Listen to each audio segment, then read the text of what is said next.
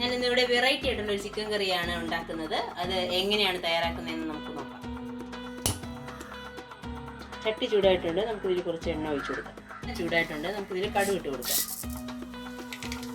കുറച്ച് കരിവേപ്പില ഇട്ട്, കുറച്ച് വറ്റൽമുളക് കൂടെ ഇട്ട് കൊടുക്കും.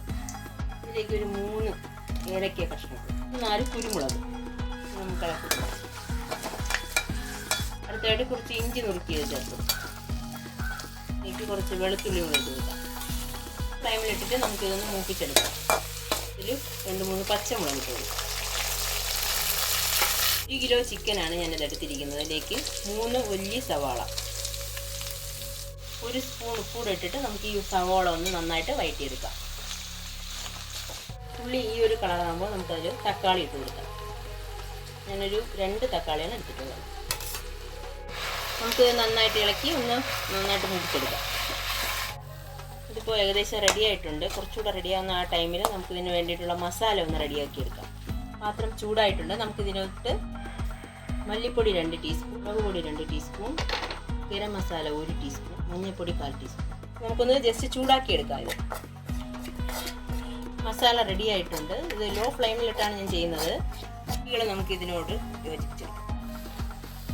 നന്നായിട്ട് മിക്സ് ചെയ്തെടുക്കാം.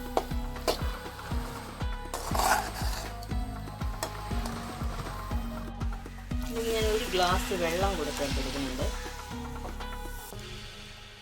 അത് നമുക്ക് ചിക്കൻ പീസ് ഇട്ട് കൊടുക്കാം. ഇതിലേക്ക് 1 സ്പൂൺ ഉപ്പ് കൂടെ ഇട്ട് കൊടുക്കാം.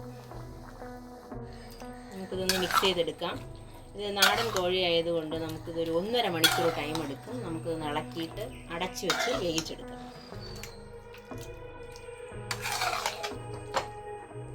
നമുക്കിതൊന്ന് അടച്ചു വെച്ച് വേവിച്ചെടുക്കാം. നമ്മുടെ ചിക്കൻ ഏകദേശം റെഡി ആയിട്ടുണ്ട്. നമുക്കിതിലേക്ക് കുറച്ച് തേങ്ങ ചിരിയതിട്ട്,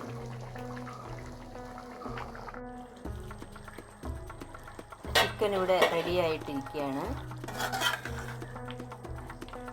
അപ്പോൾ നമ്മുടെ വെറൈറ്റി ആയിട്ടുള്ള ചിക്കൻ കറി ഇവിടെ റെഡി ആയിരിക്കുകയാണ്. എല്ലാവരും ട്രൈ ചെയ്ത് നോക്കണം. Okay, thank you.